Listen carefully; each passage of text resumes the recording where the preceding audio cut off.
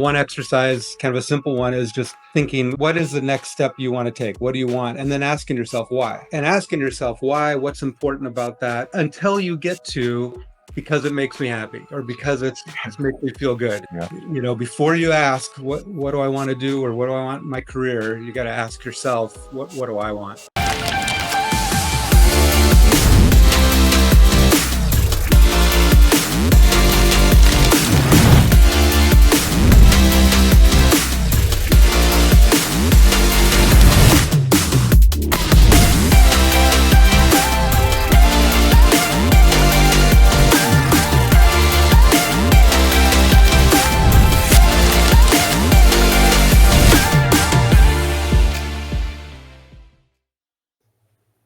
Hello and welcome back to another episode of the Connected Mindset Live. I'm your host, Greg Tomczyk. Extremely excited that you decided to join us this morning. Another exceptional episode. One of the things I came across recently in my own business is a quote from one of my mentors. He recited it from somebody else, but he said that you told yourself that you'd be happy at this point in time, but you're telling me that you're not satisfied and you continue to want to achieve these big goals or level up in your career. And it really brought me back down to earth on, I am in a good state. Obviously, we want to continue to push forward. And we're going to talk a lot about that today. I think, sometimes throughout our careers, we feel stuck. We have to really get to the root cause of what that stuckness looks like that can help push us to the next level. And a lot of that goes back to focus. We brought Mr. Brian Walch on the show this morning with us. Brian, how's your morning going? Excellent. Perfect. Excited to be here. Great to have you here, Brian. So how we like to start the show is, Brian, what mission are you on? And what are you hoping that each person listening in today walks away with? Well, thanks, Greg. Excited to be here, like I said. And just to give you context, I'm based in Anchorage, Alaska. We're 4 hours ahead of you. So I've had my morning coffee and we're ready to go. My background, I started out in IT consulting. And so I started out with a technical background, was with the same company, moved around, did a lot of different things, ended up doing a lot of work in recruiting and HR, and have worked with a lot of people at various stages of their career. And what I came away with was how beneficial it is to enjoy work. So I'd say like my mission or my vision is really that people enjoy work, that, when people are really fulfilled, they leave work, they go home, they have more energy, more stamina to give to their friends and their family. And work, when it can be fulfilling and rewarding and a source of encouragement, I think that we actually will benefit emotionally and socially and physically. And so, like, that's the vision, the ideal of everybody enjoys their work so they can have fulfilling lives and encouraging relationships. And I don't think, like all of us, I don't think that's going to happen, or we're going to move radically toward that with company initiatives or compensation packages or a top-down approach. It has to happen individually, and it has to happen for us, kind of like you said in your intro of, like, we have to take responsibility for that. But what I decided is, who has the biggest impact on that? Who can help the broadest number of people? And that, to me, is managers. I experienced it in my own life of having the managers I had, and then being a manager. Managers have the biggest impact in how we feel about work. And so my mission is really to empower managers, first of all, for them to feel fulfilled and content and excited about their relationships so that they can help their employees feel the same way. And I think if people today walked away with like a greater sense of agency and a desire to define fulfillment, that'd be success for this podcast. That, we can take responsibility for our relationship with work. Our relationship with is dynamic, and when we work to improve it, it improves our lives. It absolutely does. Yeah, it's extremely powerful. Something we haven't really talked about on the show. We've had leadership experts, so they just want to talk about, how people can better lead both themselves and others. But you're right. Companies, whether we're leading the company or companies that we're working for, that manager level is really responsible for energy management of the whole company. You got to think about the initiatives that are coming to them and then helping the team execute it. And I think a lot of companies, don't have energy management in their culture. It's the hustle culture of just make sure you grind, grind, grind until it gets done. And then you go home or you go to, dinner with your friends and you're just kind of conked out and you don't want to think anymore. And it's hard to build relationships in that state. So I definitely feel that because I've been there throughout my career. And I think there's a lot to unpack there of, helping people define, what does good work look like and fulfillment look like, but what does the environment that's conducive to that good work look like? And I think we have hard times figuring that piece of it out. Companies obviously try to create it; they're not avoiding it necessarily, but I think they still are having a hard time. Have you seen anything from an execution culture standpoint that's really stuck out and helped you to help people establish that energy management, both for the manager themselves, but also to be able to span that to their team? Yeah, well, like you said, companies are not, it's not for lack of trying. They have a very high interest in trying to improve culture, make the culture good, make the environment conducive for people to enjoy work. But it kind of creates a bit of a systemic problem because it is always external motivation, whether it's the salary increases or the title or the benefits or the flexibility, whatever. It's this external motivation. And so the ultimate power comes from internal, when we have intrinsic motivation that is driving us forward, because that can't be taken away, or just kind of like a return to work mandate or something like that, where we're like, oh, we felt really good about this because we had flexibility, and now we don't feel like we have any control. So that's I think all the external things that companies do are really good. But the thing that I think improves culture, and again, why I focus on managers, is that managers they control the culture. And so if they're understanding the impact they have in their own work, then they're helping to empower others to think about what they want. And I think, like all of us, we just want to be valued for who we are.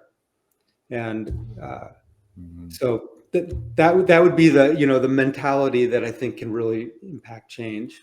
Yeah. Yeah, I love that. I think you hit on an interesting point that I haven't heard talked about before. But I've always looked at a company as an organism. It's a, living, breathing. You have to cultivate it. You have to make sure everybody is in a healthy mental state and knows the vision of where they want to grow to. And I think about like a plant or, a human being, and they need to, you can do everything from the outside to try to band-aid things, but if you don't do that internal work to really, get inside, have the hard conversations with yourself, but also in the companies, I think that's what creates that internal kind of, it's not resentment, but it's friction throughout the model, because somebody feels like they're not being paid enough. They want to be at home and the company wants them to be in the office.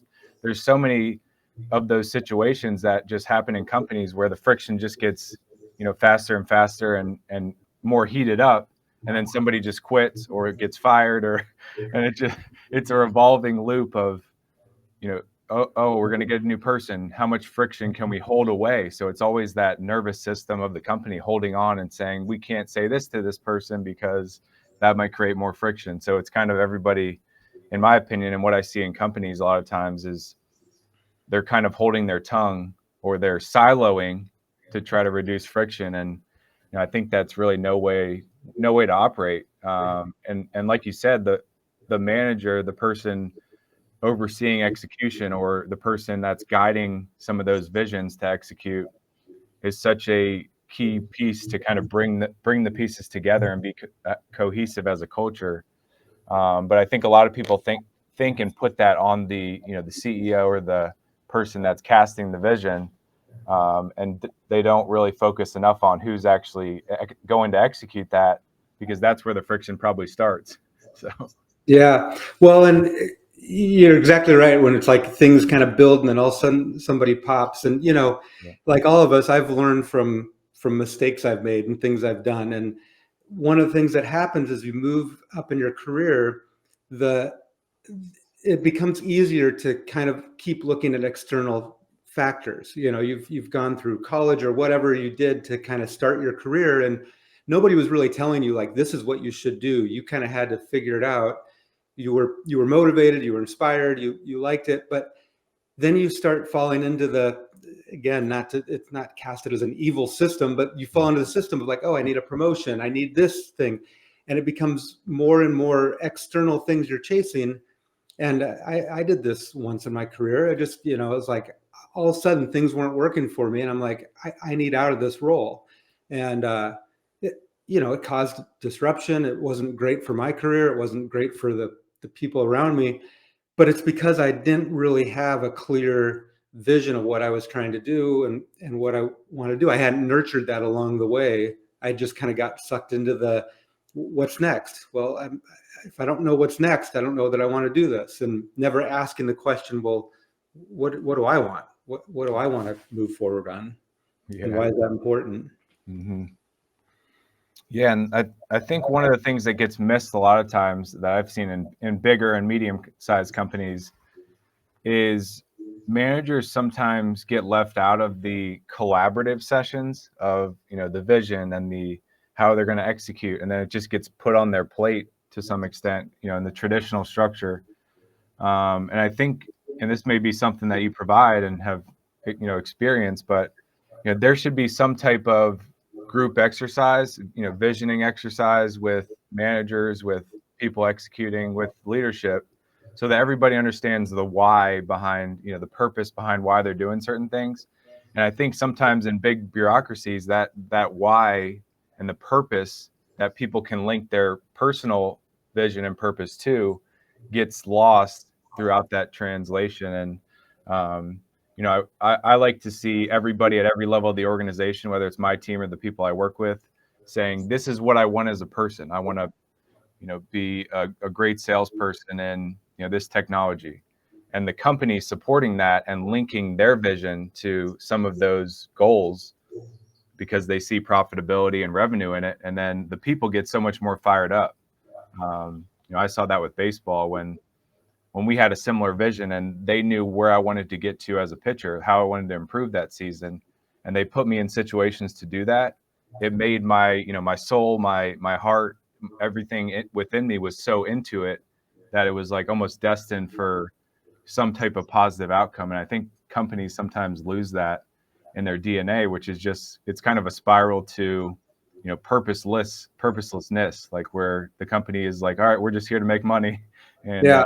as long as we hit the revenue goals, we're good to go. But that has a lot of turnover. So Yeah, or it creates a certain feeling of inauthenticity from the employees. Like what happens a lot of times in companies is they say, here are company values. Let's hear the stories and how you're living these out, as opposed to what are your stories, what's going on, and then kind of like you were saying, extracting the values and the link between what they're doing and what's important to the employees and the managers and what the company's trying to achieve. And one of the things that I do, like if you looked at the methodology that I use, it's empower managers to lead themselves, lead their teams, lead their organizations. And through each of those steps, we actually advocate for doing some strategy and some visioning, and we call it strategic purpose. And so at the personal level, creating a kind of like a personal dashboard of mission, vision, those kinds of things.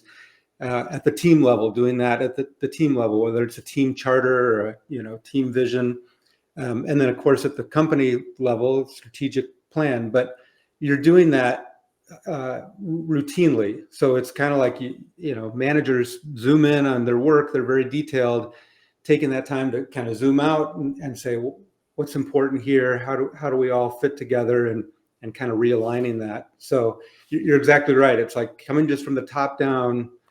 I don't think creates the energy that they hope, the company hopes, and then people don't feel like they can really connect to it as strongly. Mm-hmm. Yeah, I mean that alignment is just so critical. I mean, I've seen it in good ways and bad ways, and when it's misaligned, you can tell. When it's aligned, you can also tell, and it's just sometimes there's small distinctions, but you tell on the misaligned side, there's just a lot of friction and people holding their tongue, which over time creates the guesswork and all the things that people don't want to see, and they don't do it intentionally. It just happens over time, which is scary.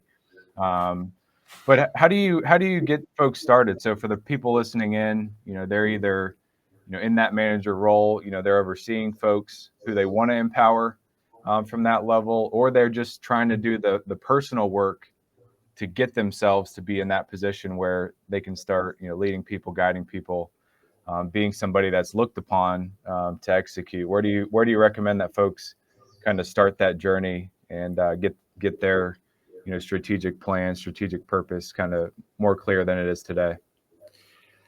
Yeah, I mean, when working with managers, I call it manager motivation. It's what drives you. So, like I said, kind of trying to recognize and move from just extrinsic rewards or extrinsic factors to intrinsic, and that takes a little bit of self-analysis. What do you want? And then, one exercise, kind of a simple one, is just thinking, what is the next step you want to take? What do you want? And then asking yourself why, and asking yourself why, what's important about that, until you get to, because it makes me happy, or because it makes me feel good. Like we say, I want to raise, and it's like, well, you have to ask yourself that question multiple times till you get to what's important about that raise. What does it enable? And sometimes people might find they can't get to the, because it makes me happy, and that would be a clue then that maybe that's not the direction you need to go. But that kind of reflection, that kind of exercise, will help bring to light some of your values, some of the things that are important to you as a person. And that it'll help you pick what step to take to move forward, and it's something that's intrinsically motivating. But it'll also start the process of really codifying and demonstrating to yourself, where do you want to go, what's important to you in your life. And we go up and down in terms of how we feel about work, how we feel about life, and having something like that documented it can be a personal vision statement, a personal strategic plan, a personal dashboard, starts providing you kind of an anchor. And so that's where I recommend people start, because it's going to help them as they continue to move forward. And it's an iterative process. Like you kind of do it, you take some steps, you discover a little bit more, you update that.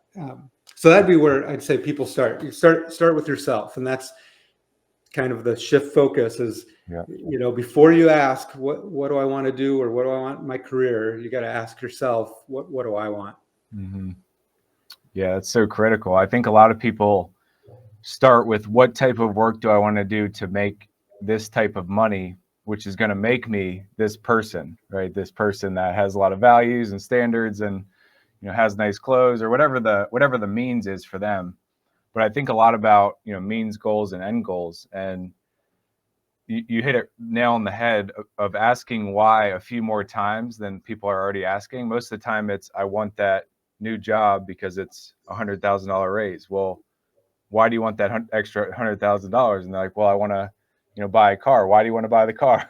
And it gets people out of the materialistic mindset and really gets them deep into, this is something that makes me feel more safe and comfortable, which makes me happier and more fulfilled. And once you get there, then it really pulls you forward, as opposed to pushing you, because it's just about getting that next material thing. And a lot of people stop at that first question. And I think it's just so powerful, so beneficial for anybody in the organization to go through it, where somebody is that, I think about myself as that annoying little kid that's like, well, why, mom? Why, dad? Like, why? Until they got to an answer that made sense to me and that I could attach to. And I think people need to bring that that little kid back and just continue to ask themselves why, or have somebody, guide them through that exercise, like you do, because the output is just so powerful from the internal state you're in, but how you bring that to the outside world and are able to spread that purpose and that end goal of happiness, fulfillment, success, whatever that means to you, to other people, and then they see it, and it's kind of contagious from what I've seen. Yeah. And you go through that exercise and you understand what's important. And then you kind of walk back up the chain and you realize there's a lot of different ways you might achieve something that's meaningful to you. And it wasn't just the one option. And it creates a sense of power, because you realize I got a lot of ways that I can succeed in life. Mm-hmm. Absolutely. Yeah. I think that's the first place to start. A lot of people skip that step because it's hard work. It's not like a, one day exercise. It's something you got to kind of ruminate on. And I think it's so worth the time, and a lot of return on investment, both for intrinsic and extrinsic. Yeah. Where do you take folks after that? So some of the folks listening in probably feel like they have done the internal work, whether it's through this show or through, going to, therapists or going to other people, experts to consult with and do the hard internal work. How do you see people best bring that to the outside world, to their work, to their relationships, in a healthy way, where obviously it's not an ending process? That internal work's continuous, but what's a good example of how people bring that to their work and their relationships and kind of allow it to, grow, but also be effective in the current state? Yeah, that's a great point, because you can do that, but you still want to make progress and move forward in your career. And it's like, well, how does that really help? And so kind of the next step is making progress in your role and what you're doing today. And what I've found is that companies are really good about mapping out a career path. You're going to move from whatever, a programmer to senior programmer to expert to technical lead to manager to senior manager, and they'll map all that out. But as you move up in responsibility, the way you progress and what success looks like in a specific role is more ambiguous. And so I tried to kind of remove that and give a tool that people could use themselves to measure progress. And so I call it a spiral development matrix, but really it's just like, first of all, give some context to what progress looks like in your current role. And I define 3 stages, call them the 3 P's of progression. So it's practice, perform, pioneer. You start your job, you learn about things, you move into the perform stage where you get really good. And then kind of the most important one is the pioneer stage, where you get to do something special, where you make your mark. And so, people can kind of self-evaluate, where am I at, and then determine how do you want to make progress. And there's 4 domains I've defined that you need to, like I said, spiral model of development, is you kind of keep looping over things, and as you do, you learn and make progress. So I call these 4 domain risers. The idea being you spiral around and you move up, but it's also a good way to remember the acronym. So the 4 domains are relationships and influence. What relationships and influence do I need to have at this stage? What skills and experiences do I need? What results am I responsible for? And what systems do I need to know and use, whether that's technical or people process systems. And so what I do is work with people, and you can do this for any job. For managers, it's definitely, like I said, there's a lot of ambiguity. So managers, it's really helpful. You work and define elements for each of those domains. And when we do this for a position, it's a full matrix. But most people can do it today to just write down those 4 domains and pick a couple elements in each that are appropriate for their stage. I need to have a stronger relationship with my boss. I need to build a peer relationship. I need to I need to get better at project management skills or communication skills. And then identify one goal for each of those domains that you want to move forward with, and state that, put it somewhere where you can help hold yourself accountable, maybe share it with somebody else. And when you reach that goal, then set another one for that domain. So you've got 4 things you're working on. And there's 2 really, I think, powerful things about that. One is we tend to, there's kind of 2 things that happen with us at various stages. One, we're making progress, but we don't recognize it. So we don't see how we're moving forward. And so we kind of feel defeated when in actuality, we're moving up.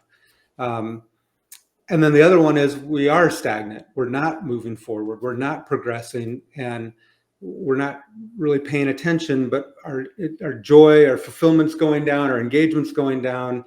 And again, it's because we're not working on something that's important to us. So there's a lot of value in just doing all that exercise. But for managers or for people, like I said, anybody looking to move forward, that exercise of just where am I at? What's one goal I want to move forward with in each of those areas will kind of start unlocking some momentum. Mm-hmm.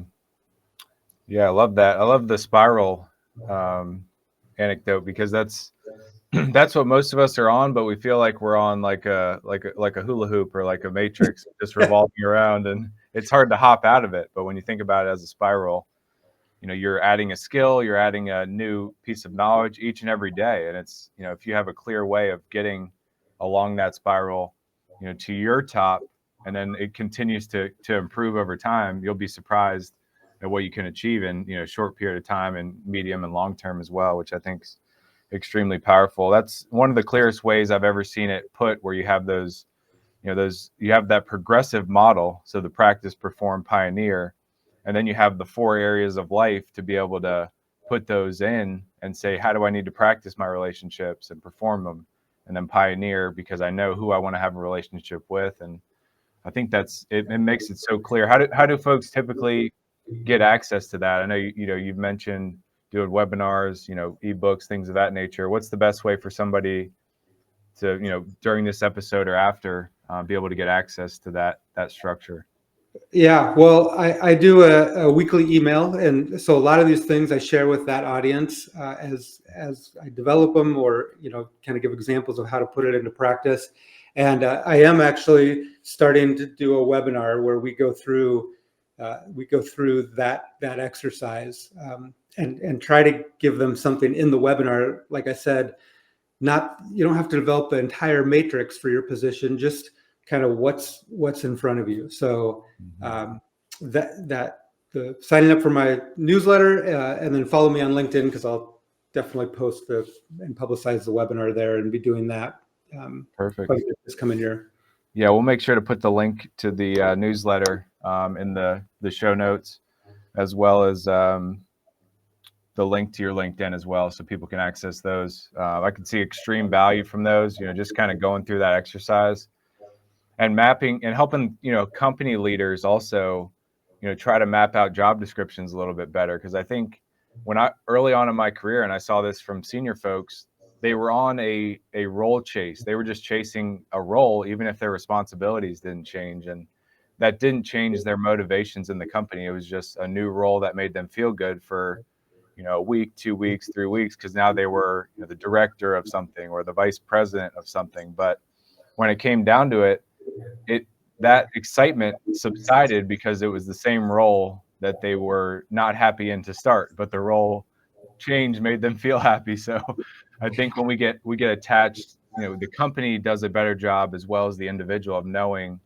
what those real goals look like and the desired responsibilities. I think everybody does better, and it's a better outcome, which is something I look for in my own company. And, obviously it's not perfect, but this is an easy way, as you've described, to tease those out from all sides of the company, where you have a cohesive unit. And I think about, baseball team, if we were disparate, we probably lost the game. When we had that cohesion and a shared vision, and it was clear, and most of the time, the manager of the team, which was the head coach, they were the ones to set that before the game, or, before the week, before the series. So I think that's just so critical to go through an exercise like this to tease out those key points. What are some of the benefits you see off the bat, and then some of the things that you see longer term from doing this type of exercise? Because I'm sure it's kind of one of those things where like, wow, I didn't see this happening, or I didn't see that happening, or Yeah. this intended. So what are some of the benefits you see people achieve when they kind of go through a process like this? There's a few. One, the perform stage is where we spend most of our time in that role, but defining a practice stage is beneficial for a couple reasons. One, it helps you with recruiting when you know, like, here's what people are going to learn as they come in. So here's what I can hire for. That helps. But even I think more important is that it provides uh, a lot of security for everyone. So when you, especially managers, I deal with managers a lot. So I reference a lot of what I do to their challenges, but I think it's applicable to anybody. But when somebody steps into a new role, there can be a lot of expectations from external and from themselves. And so you just think about somebody getting promoted into a manager role their first time and thinking, well, I guess now I know all the answers, and I guess they expect me to know all the answers. So I got to make something up. And by defining you're in a practice stage, you're going to be learning, which means you're going to make mistakes. It allows their employees to be more gracious and supportive because it's acknowledged that this person's learning. It allows them some room to be more vulnerable and have that ability to share, like when they do make mistakes or what they don't know. And it allows the boss to give them the support, realizing you're in this practice stage. And then on the flip side, the pioneer stage, that's one that I see often get neglected. What happens is people get good in their role and they're doing a good job and they feel, they feel good about that. Like we all want to be like experts and have mastery, but at some point they don't. They get bored. They start thinking, I should do something else. And a lot of times the boss or the organization is kind of like, no harm, no foul. Everything's good. I'm not gonna pay attention. I'm gonna go work on this other problem over here. And they start kind of taking for granted, where the employee's at. And so when somebody's ready to move into that pioneer stage, that's really important time to be having conversations of how do you want to make your mark? What are you interested in doing? Some people don't want to move up, but they don't know, again, unless they're cultivating that kind of internal motivation, they don't know what else there is. They're bored, they're not happy. So I must have to go look for another job, or I must want a promotion. When really they just want to, like, kick butt and make a difference in the company in their existing role. Some people do want to get promoted. And so how do you help them have experiences and impact that really sets them up for a success at the next level? And that's where that pioneer stage can be really helpful and a really good discussion and kind of collaborative process with the organization and the individual.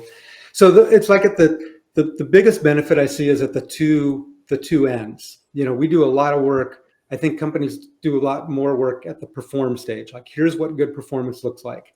But the growth really happens at the two other sides, the practice and the pioneer. I love that. Yeah, I haven't heard it described in this way, and it's so transferable from what I've learned in business, but also in sports, because a lot of people just want to perform. And I think it's the same in companies. I mean, everybody just wants to perform. But if you don't do the practice, you don't get better. And if once you reach that ceiling of any skill, you need to know that you're at that pioneer stage, or the people around you need to know, so that they can kind of have a check-in and say, where do you want to go next? Do you want to pivot sideways? Do you want to go up? Do you want to go, maybe you want to go down and kind of re-engineer yourself from, that skill from scratch to kind of get even better in that pioneer stage. But I think what I see when a lot of people get to pioneer, you're right, they're neglected. So they feel like they're like, oh, I need to just switch industries. and restart, because everybody's just like, yeah, you're perfect, everything's good. You don't need to practice anything. And I think that's where transparency and honesty comes into play. And the three P's are just, it's so clear with any skill. I think it's just so important to practice and not just skip to perform, but you have to have that practice perform, almost like a cadence. Like you have to have a rhythm of doing it, or you're just like, I'm just going to wake up and perform and do the grind, the grind culture that we have today, and just grind it out until I get to the point of happiness and fulfillment and success. And sometimes it happens, and there are case studies where somebody just grinds it out and achieves it. But I think for most of us, we have to do the practice, and we have to be self-aware and conscious when we get to that pioneer of any, skill or practice that we're putting in place. We need to have that awareness to know we're there. And if we're leading other people and managing, we have to know that as well. And I think goes back to the communication aspect that a lot of companies don't have. And I'm sure that's a lot of your work, is breaking down some of those communication barriers, helping them ask the right questions, and things of that nature. Yeah. Yeah. And that, like you said, that framework can open up some of those conversations. I didn't play professional sports, but I just imagine like you hit plateaus, and having somebody come in and say, hey, you're not batting, your batting average is staying stagnant. What do you need? What can I provide? Here's some things that I think you need, as opposed to just like, oh, I guess you're doing okay at that position. We're going to let it go. So just having that framework can, open up some really good conversations. Mm-hmm. Yeah. And then we feel like we are accomplishing all the responsibilities on our job description. So that is success. And the company looks at the performance, you're performing well. And they're like, we're not going to, nurture you. We're not going to help you practice. We're not going to tell you where there are gaps, because they're almost taking that sports superstition that I had when you say, hey, here's a way you can improve. Then it destroys the person's confidence, and they go spiraling downhill instead of the spiraling uphill. So I think that psychology piece, I think every company needs, like a organizational psychologist, and that's what, a lot of this framework I think integrates, is some of that organizational psychology that we need more of, corporations, but also small businesses, to be able to get to that next level, because it helps them think about how people come together and what creates that healthy dynamic. And I know all leaders want to create that healthy dynamic, like we talked about earlier, but a lot of times it just doesn't happen because it's hard. It takes work, and it takes frameworks like this to be able to bring everybody back down to earth, or bring people together. And companies call it like corporate offsites or annual meetings, but they're still talking about performance, right? They're still talking about, hey, the next year we want to 10x our revenue and add 50 people. And so how do we get people, I know through this exercise, but how do you think people get out of that, just having annual meetings about performance and really diving into some of these deeper topics, but also feel the business benefit? Because I think a lot of people, they don't feel that initial business value, that initial bonus or the revenue or whatever they're measuring themselves on. But if they give themselves a chance, the medium and long-term benefits are so powerful here for both what they want, which is the revenue, but also for the culture and the people, being able to say, I love this company. And then they go out to their community and say, this is the best company in the world. And then people buy more of it. And because I think people like to buy from companies that have good cultures. From what I've seen, you see a lot of companies like, we'll plant a tree if you buy this protein bar, or if you buy this, juice, whatever it may be. And people are like, oh, they're going to plant a tree, so I'll just go ahead and buy it. And it just shows that kind of corporate culture, social responsibility that I think a lot of people are looking for from the buyer standpoint nowadays. Yeah.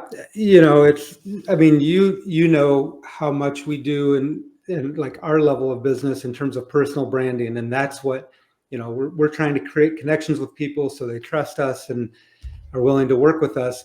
And I don't think it's much different with companies. I think if you think about companies that don't do well, they have stories about how they treat their employees, and then the flip side, you have companies that do well, and you hear about, they have low turnover and good retention and all those things.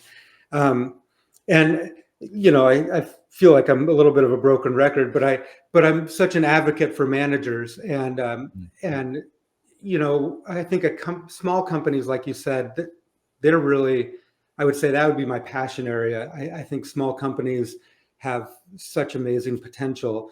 So I want to make sure they have access to tools. But big companies, the manager really becomes key in sort of connecting what the company needs and is trying to do with what the employees are doing. And I agree, like you need a company offsite to kind of get your vision and get everything going. But it's when you come home from that, or you come back from that, how are you going to help people connect what they want and what they're doing and all this work we just talked about in terms of like self-motivation to what the company needs? And I don't advocate for, just kind of pull them into this big vision. It's really like figuring out the gears, like if the manager is kind of the middle gear and you got this big gear out here and a little gear of the employee, you're just trying to match those up in a way that syncs for a little bit. And, the employees got other things that they want to do. Not everything has to be full on with the company, but they're kind of getting synced up, and that's the manager's role. And so I don't know if that all pulls together, but I think, when I think about big companies, I think the company has to have their ambitions and their goals and be transparent about those. We want to grow, we want more revenue, but then they have to do the work to say, what do you want? How do those match for this period of time? I call it modular management when you're a bigger company. Yeah, that's a lot of times that bridge isn't there because the manager is trying to grow either to leadership or they want to stay, with the folks that are figuring out what they desire and how it links to the company. So it's like the leadership throws the ball, it hits an invisible glass wall, and then the people throw their ball and they're like, well, we want this, but there's something in the middle that needs to be there, and that's the manager. So empowering them is just extremely beneficial, but essential to have company scale or grow to its next level. I always look at, even with companies, you have to have, everybody desires money, meaning, and self-mastery, but it all starts with that self-mastery piece. And that's a lot of what this framework helps people bring out for themselves, but also for the company. And I think a lot of people talk about like work-life balance and work-life integration. And I think where they most healthily integrate is at that point where you say, I want to do this. And then the company says, we're also on the trajectory to do that as well. So let's just, meet at the point where it's going to take us both up through that spiral. But if they're only thinking about, the money, which a lot of companies are focused on, sometimes the meaning, because the meaning when they get the money will feel good, but they kind of push the mastery to the side and they'll say, I'll do that work once we reach that revenue goal. And typically you don't get there because you haven't done the work. So it's kind of one of those things people need to really focus on. Yeah, for sure. Where do you see people, go wrong? Like some of the missteps, in this type of process, from the manager side, you're talking to a manager, they really want to see the company grow. Maybe they've done some self-mastery work, but leading people is hard, making sure everybody's happy on your team as you scale. Do you see areas where, people drop the ball, whether it's, consistent cadences or, maybe they have one offsite where they're going through this great exercise. And then once they get back to the office, a month later, it all just goes into a binder, somewhere in a corner. So anything you've seen from that standpoint? Yeah. There's a few things I'd say. One is, especially if you're moving into management role, you are in charge of people. You're now have some responsibility for people. And when you don't commit to that and you try to hold on to, other things that give you satisfaction and you're not aware of that, then your people aren't doing as well and your team's not doing as well.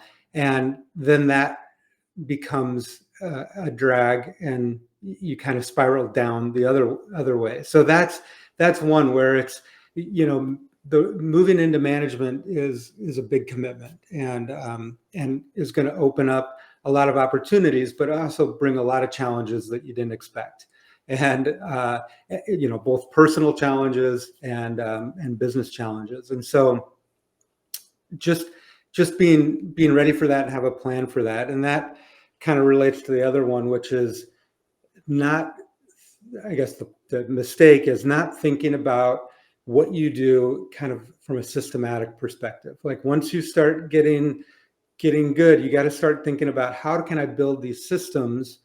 Like one of the ones we talk about early on with clients is a personal productivity system. So thinking about how you get stuff done in terms of a system and what parts do I need to improve. And that's, you probably experienced this as a business owner. You start thinking about like, okay, we've figured this out. Now, how do we get it more efficient so we can build on top of it?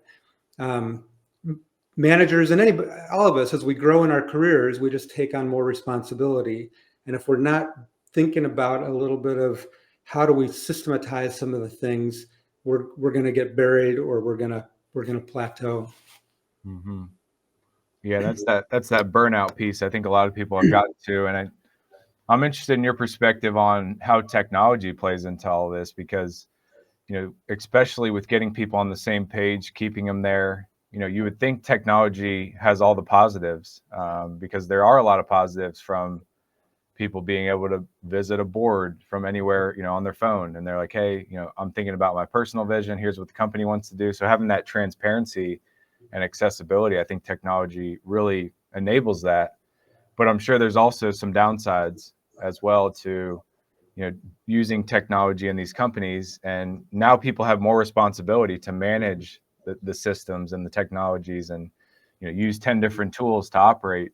So what are some of the both positives and the downsides that you've seen from the more technology driven world that we live in, coming from the technology space? So you understand that angle, and now you're thinking more about culture. So I'm very fascinated to see kind of and hear, what you've experienced there, and your thoughts.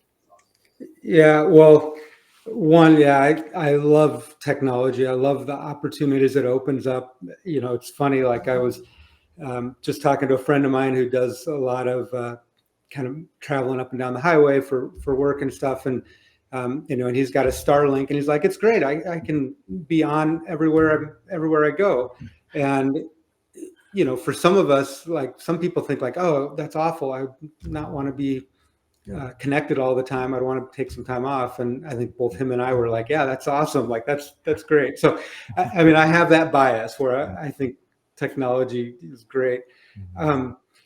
But you're right. My background in terms of implementing systems, designing systems for people has informed even my own personal approach. And what I would tell people when I was doing projects, and I'd go in and do analysis, and we'd be talking about, designing a new system to make their processes easier. I had kind of the simple mantra of like simplify, integrate, automate, and I think that's true even personally. That it is so easy for all of us to get pulled into what does this tool do? What does this platform do? And that's great to explore a little bit, but first you have to simplify things. What are the core things that I do that I need to do? And then integrate means like how do they interact with one another?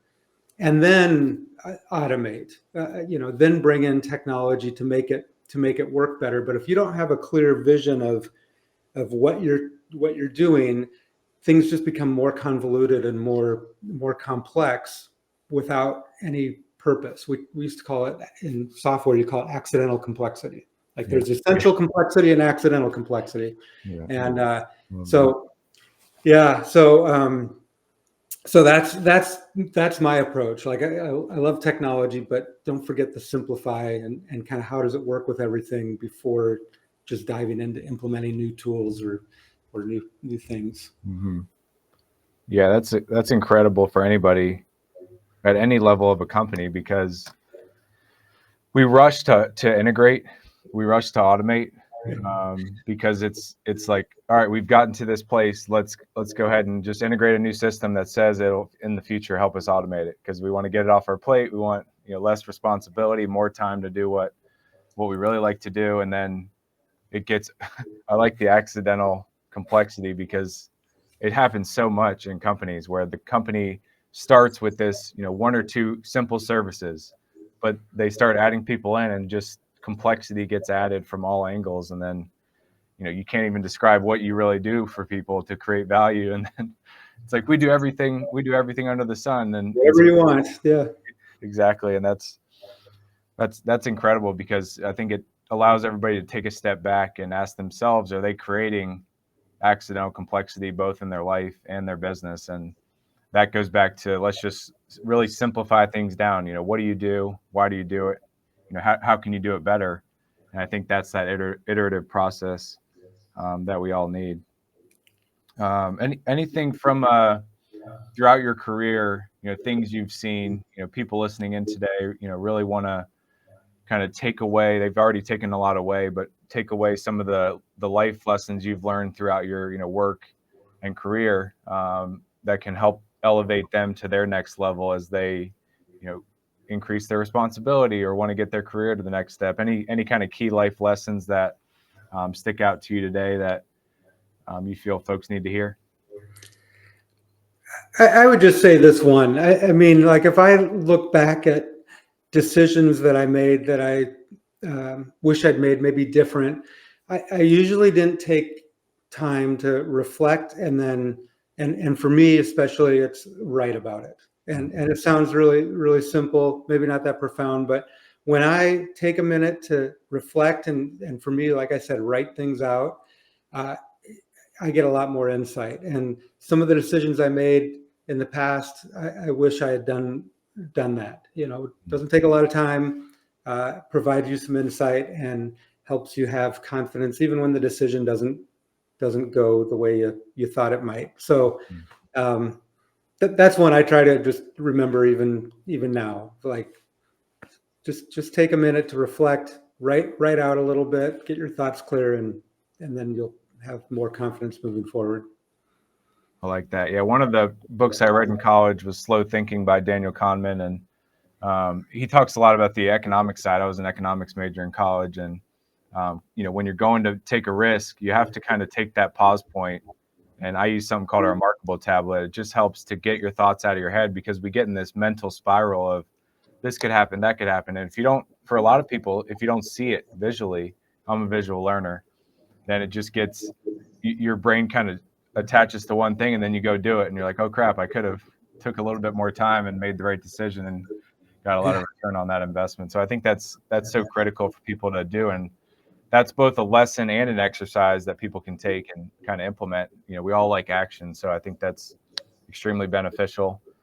Brian, before we get to the last question, where can folks find you, engage you, start a conversation around how you could, help their business or them in their career? Yeah, the main place is my website, shiftfocus.com.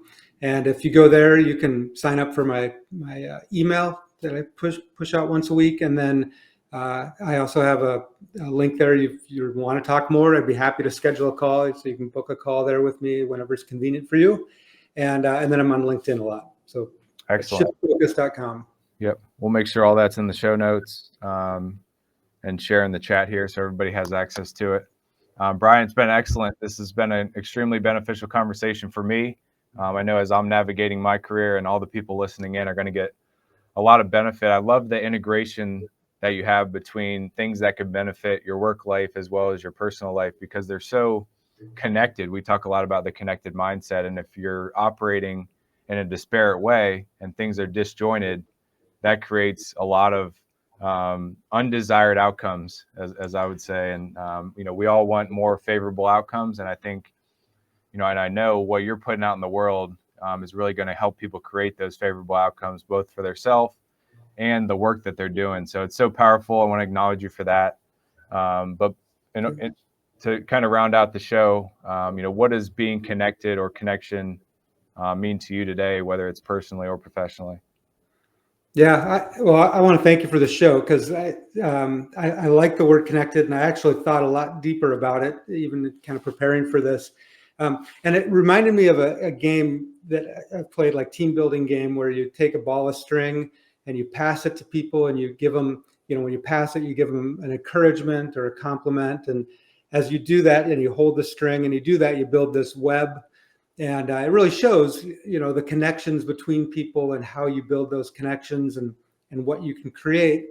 And then you have somebody like drop out, and that whole side of the net goes down, and you lose. You realize the importance of one person. And I think connected for me, we have such a kind of multidimensional network here. Connected for me means realizing how you're building those connections, and that you've got an important part, that it's not, when you drop out, you have an impact on the entire network. So, staying in your circle, or holding your part, doing your part to build the network that supports us all. That's what I would take away from being connected. Yeah, I love that. I love that definition. It's so unique. There's so many layers that we're connected on, from nature all the way up to, people and communities. And I think that's why we love connection and mindset, because there's at the marrying of those two, you have that connection to nature and to the things around you and your environment. And then you have the right connections with people and ideas in order to make the change you want to make. So I think it's amazing that you've recognized that and didn't just go to the technology aspect because of your background. I see a lot of people, they think connected, they think technology, because that's the world we live in. But when you think about those different layers, that's where we're able to make meaningful change. Brian, it's been an excellent pleasure to be able to have this conversation. Looking forward to the impact this episode is going to make, and definitely looking forward to continuing the conversation. Yeah, likewise, Greg. This has been a blast. Thank you so much for being a great host. Absolutely.